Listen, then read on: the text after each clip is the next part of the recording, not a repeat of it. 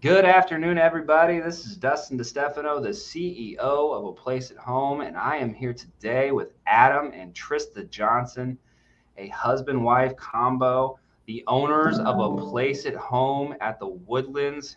Adam, Trista, how are you guys doing? Doing Great. well.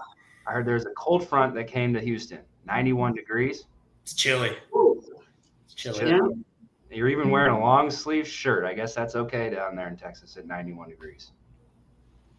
Oh, I thought No, you were wearing a long sleeve. I'm sorry. I was just we trying don't to. own them. I may or may not have flip flops on right now too. That's fair enough. In this world we live in, I'm actually wearing boating shoes right now. So, and I'm not on a boat. Well, we're going to get started. Today's topic, we're going to talk about the community of A Place at Home and basically what are the benefits of being a part of a franchise community. And you guys are entering your first year anniversary, I believe is in like 3 days. July 1st, right? You started in July last year. It was technically late June, but for July 19th, we opened our doors. July 19th, open your doors. And you guys, so yes, you're almost at your year anniversary, and what a year it has been, ups, downs, ebbs, flows. We're going to talk about how the franchise system helped you through that, but also how much you've grown. So let's start. You're in a high growth phase right now. All right. You have hit your highest month last May. I won't share numbers on here because I can't, in case anyone's looking at this, but you had your highest month doing very, very well. You hired your second office employee, which is a care coordinator. You also have a community liaison working for you guys who's out doing the community. And the two of you are managing the business and Adam's out there doing sales. Is that accurate? Is that your infrastructure? That's it. All right. So a lot of chaos going on. So I should note real quick before we jump into this, Adam and Trista's background. Trista was an attorney. Ugh, an attorney. Still am technically, yes. Still technically. I know. I gotta always be careful what I say around this one. Associate General Counsel and Virtual Compliance Officer was your previous title. And Adam was over at the Hartford Insurance Company. So neither one of you had healthcare, right? Correct. But now you have all the experience in the world in your first year, right? We do. You are ready to rock and roll into year two, where most of our owners blow it out of the water. So let's talk about the benefits of this community that you guys entered in a year ago and have totally maximized and utilized. But to start, why did you choose a franchise as opposed to starting your own business? Want me to take this one, T? Yes, you may speak, Adam. Sorry, All right. he looked. Making sure. Making sure. She's gonna cross. She's the boss. She's the boss. Franchise for us was a pretty easy choice. Getting involved in something that has some infrastructure, that has some policies and procedures in place, knowing we could get some support as well, right? So this is a pretty new area for us, and understanding that we would have a group of peers across the country that we could reach out to if we had an issue. Obviously, after meeting with you and Jared and the rest of the office team, understanding a bit what that support was going to look like and what some of the other pieces of that infrastructure from a franchise perspective would look like, seemed like a pretty easy choice. All right, Trista, what about you? I would just add that it didn't make sense for us, especially being new to this industry, to reinvent the wheel. So we're kind of in unfamiliar territory. I mean, Adam and I have experience taking care of family members, but it really it's new. It was new territory for us. So we wanted the backing of an existing business, and that's been really helpful for us. It gives us credibility since we are a newer location, and this isn't exactly in line with our previous careers. We need that backing and that support of a franchise. Awesome. So I remember you guys' discovery day. I remember we at our discovery day, we usually take our owners to our local location here in Omaha, Nebraska, where you guys got to meet Chris and Rick Perkins. Mm-hmm. And I remember Adam came back, and I think Adam was the more reluctant one out of the two of you to invest into a business. And when Adam came back after seeing the operation, which Chris and Rick are almost a $3 million operation. That's a high functioning pumping office over there. Adam, you changed your mindset. Do you want to kind of go through your thinking of how your mindset shifted from to let's do this? Yeah, you'd expect the attorney to be risk averse. There was some real value in stepping into their office, having conversations with their schedulers and with their office manager, and then sitting down with Chris and Rick as well, and kind of hearing what their backgrounds were, understanding kind of what got them into the business. And there were some real parallels there, I think, between their stories and why they got into the business, and why Trista and I kind of ultimately decided to make that leap as well. So getting some in-person looks at what that could look and feel like for us eventually helped out quite a bit. Awesome. And you guys then signed the flag that day, started your business. And when you how many franchises did you guys look at? I don't remember you telling me. Do you remember how many franchises you were looking at? Do you remember some concepts you were looking at too? Or are they all senior care? I don't remember. Oh gosh, we've been looking for years, dreaming about having our own business for a long time. Adam, I don't know if you really looked at anything outside of senior care. Adam's dreamed of owning a bar for years, things like that. Not a good one. Bars yeah. and churches, I think, are the biggest money losses or something like that. Right. So we had gone and looked at a couple restaurants and bars, and it just, I don't know, I was a little risk adverse about that one so I looked at a couple other senior care franchises. I'm not going to name them, but I looked at some others, and it was either they didn't have the territory we were looking at, or maybe I didn't like their values or their mission just didn't align with ours. So I don't know, I was just really blown away the first time Mitch called, and when I submitted an inquiry and talked to Mitch, and Mitch really got that going, and I don't know, it's just a feeling you get. So once we started talking to you all, we didn't look at anything else.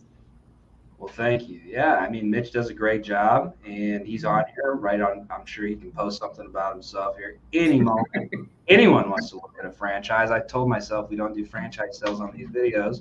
Mitch Benson is the guy that takes you through the process. So when you were looking at these franchises, though, and you found us, what exactly were you looking for? You said things like values and mission. What were you looking for in terms of the franchise?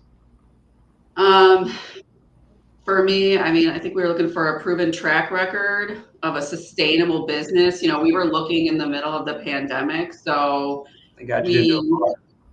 What's that? Thank God you didn't do a bar. Yeah, let's shut down that pipe dream real quick. So we wanted something that was really, I guess, scalable and could sustain something like a pandemic, and something that's not a fad, right? Something that's only going to grow and be useful for generations to come. And we're looking for guidance. You know, how do we actually launch a business? And somebody that could tell us what to expect. And then just support day-to-day. How do you run a business? Once you're up and running, how do you run it? So we're looking for a franchise that could provide all those things. Awesome. And Adam, you got anything to add to that, or are you good? Yeah, I agree. You know, guidance, support, infrastructure, resources, all those things. For me, more personally, I had been a remote employee for almost 15 years. And so finding something that would allow me, and we were fairly new to Texas, right? Something like 6 years, I think, or it will be 6 years. But having an opportunity to get more plugged into the community and you know, really feel like locally in your community you're making a difference was a huge deal. Yeah, what better way than to get in with senior care, for sure. So, all right, let's go on to the next. So what do you feel the benefits have been of being with A Place Home? This is talking about the franchise community. It's one thing that Jared and myself and the leadership team of A Place at Home franchise have been really pushing, is that sense of building not just individual business owners, but a community of business owners in which you can get mentored from. What do you feel the benefits of being with a place at home and that community have been in your first year of business? I think there's a few different things that come to mind there. One is, and Trista and I were having a brief conversation before we hopped on here, but the fact that so we've developed a relationship with all of the other owners, right? And so we all have an incentive to make sure that we're providing the best possible care we can for all of our clients, whether it's here locally for us in the Woodlands or if it's out in Portland. We're all going to be able to positively impact what that view of this particular franchise looks like. So I think that's a huge deal. Going through some of those initial struggles, right? Whether it's a client issue, it's a scheduling issue, it's a staffing issue, whatever it might be, having resources, specifically other owners that you can kind of tap on the shoulder to say, hey, have you ever dealt with this? And what, knowing there's probably not a secret sauce, but what are some of the things that you've done to maybe work through these, especially when Trista and I were so new. So it's been wonderful. Awesome. What about you, Trista?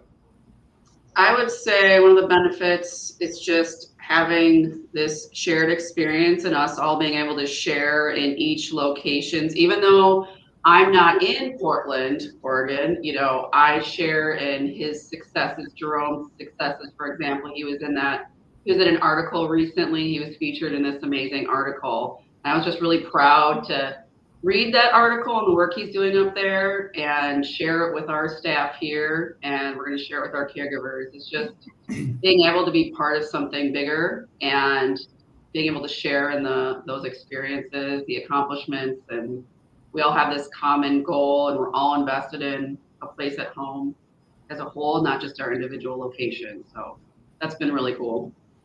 Awesome. Now speaking, you just shared some experiences, but let's talk about, your first year in business is scary, right? Like you're going to have things that, and I'm sure you didn't have this, you didn't have anything that popped up that you had no idea how to handle, but can you share some times, what's an example of a time where you felt so overwhelmed and how the franchise community helped you through it, and how did it help you grow as an owner? Well, I know Adam's reached out to Natalie in Little Rock several times. She's so helpful to all. Probably, I don't know, but numbers on speed dial. Yeah, we, for example, it was several weeks ago, maybe a couple months. I have no idea at this point, but we had a client that was really struggling. She has dementia. And, we've had the training, our caregivers have had the training. We know what to do, but sometimes you second guess how to manage a particular situation. So with this client, she was really struggling. It was nighttime and she would tend to forget why we were there and who we were. And Adam called Natalie just to make sure, see if she had any insight in what to do or handle a situation.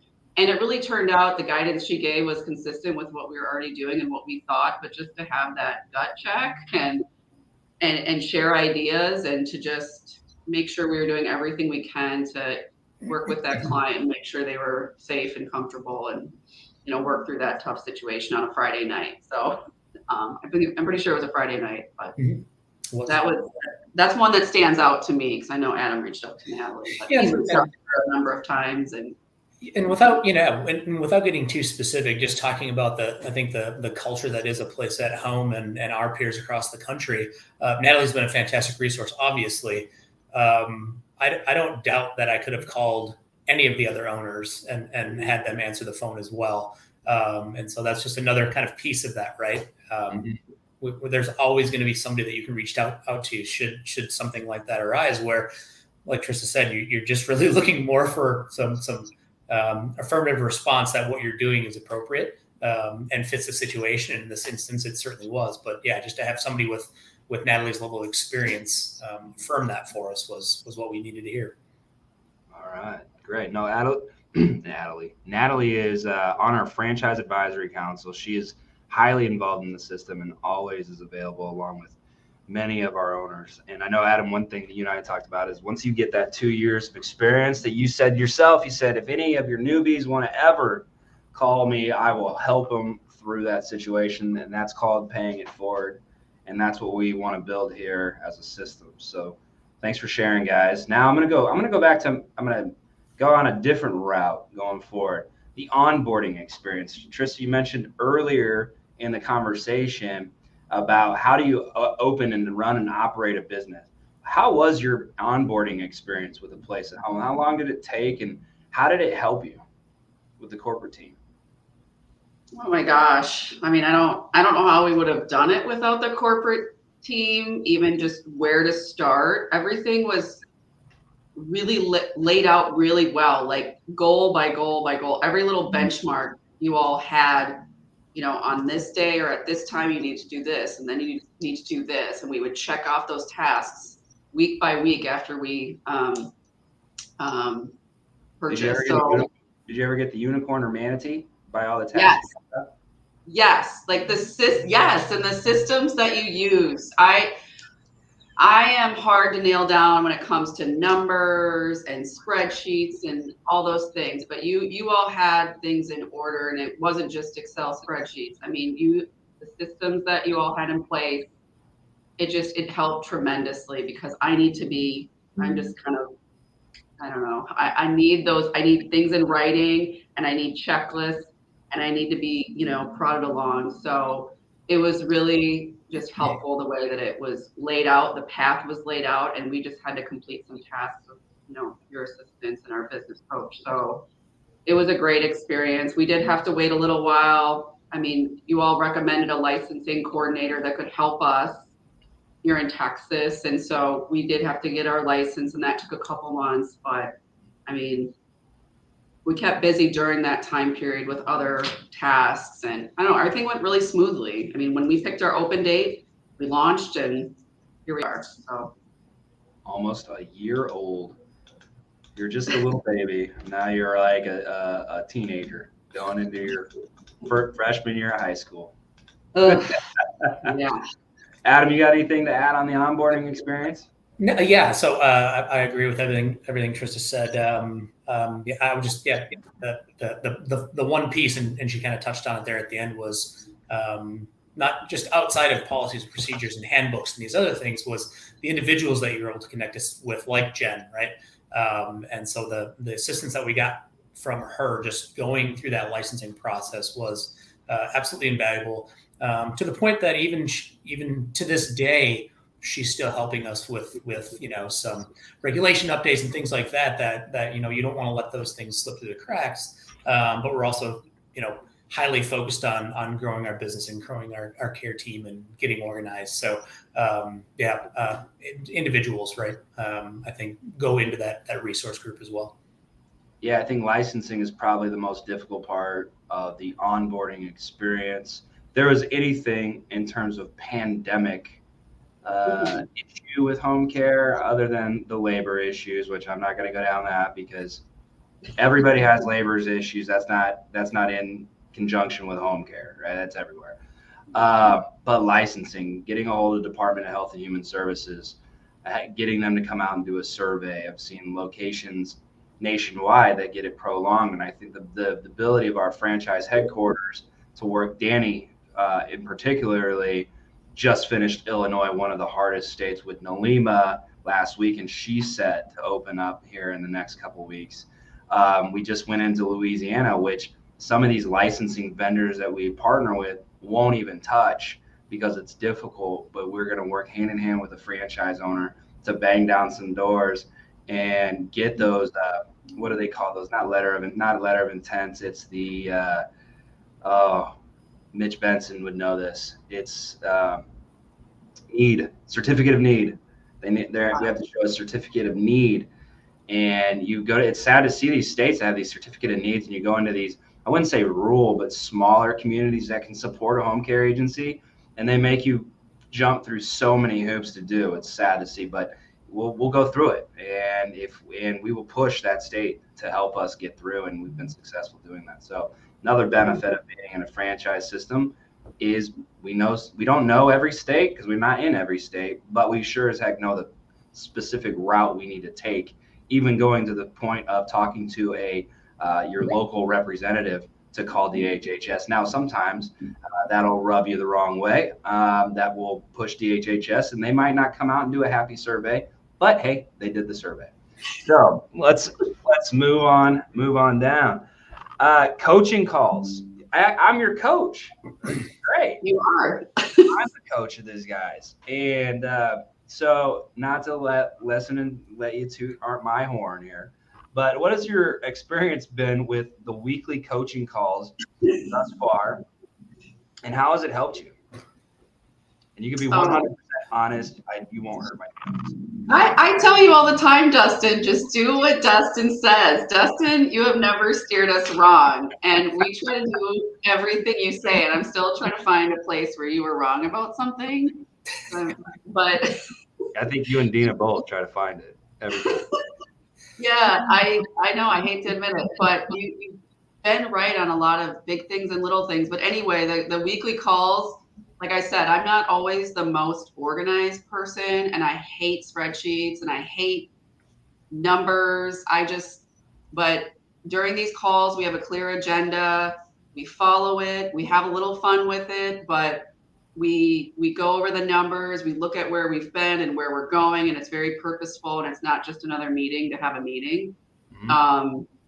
And I learn a lot during those calls, and I like to see where we've been and where we're going, and what do we need to do to tackle challenges. You help us lay out specific challenges we might be having, and we tackle those with real action items. And it really keeps us focused, again, because I'm not always that focused. So it helps. We had to structure these calls because I don't get focused. I think one of our calls you had your bird Petey in there. No, your bird's not named Petey, right? Is it Petey? Nacho. No, not Petey. We have two conures named Nacho and Coco. And yes, I will have my bird in the meeting on occasion. And it brings me a lot of comfort, and it's fun. I don't like to be too stuffy or too corporate-y. So I like to have birds on me sometimes. It's something that came out of the pandemic. We were home a lot, and I got some birds, and sometimes they join meetings. Yep. And let me premise this location provides the most impeccable care in the Woodlands area. All birds aside, don't let that deter you from ever looking at a place at Home of the Woodlands. We're very professional, but we do have a little fun, and I need that outlet sometimes. I need my birds. Darn right. All right, we're going to move on to what's coming in September, since we're talking about the community. One of the best pieces of our franchise community is the annual convention, and in this year's convention, the theme is next level. We have so many owners now that are breaking through these $1 million barriers. We got $1 million locations, $2 million locations, $3 million locations, and I think we're about to get our first $4 million location this year. And we're seeing it happen faster than ever. You guys, I believe, hit at one point in time or came darn close to getting that $1 million annualization. You're right there. And I know we have a couple other locations that are under a year old hitting that $1 million annualization way sooner than it used to happen, which shows that the industry is healthy. But next level, how do we manage that growth? And this convention is all about leadership. How do you lead teams? How do you build teams? What are you most looking forward to this convention, Adam? Let's go to you on this one. Yeah, that opportunity we get specifically where there's time carved out for the owners across the country to get together and talk about, what's been working well from a recruiting and retention perspective. What's been working well? What are you guys doing to promote, the type of vision and culture we want to have? What are you guys doing from a marketing perspective? It's a very unique opportunity to get in the same room with all the other owners and talk about what's been working well, what hasn't, brainstorm different ideas. And then there's the obvious, just getting to spend some time with folks and